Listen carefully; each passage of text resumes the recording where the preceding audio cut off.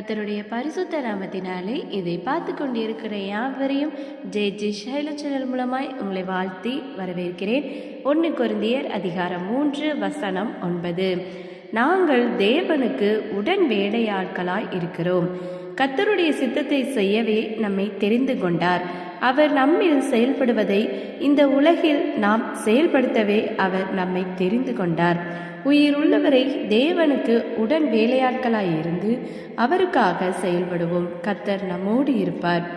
ஊழியம் செய்வது பாக்கியமே, அதின் பலனோ இன்று நாம் அறியோமே. ஊழியம் செய்வது பாக்கியமே, அதின் பலனோ இன்று நாம் அறியோமே. கர்த்தர் ஒரு நாள் வந்திடுவாரே, அன்று இதன் பலன் கொண்டு வருவாரே.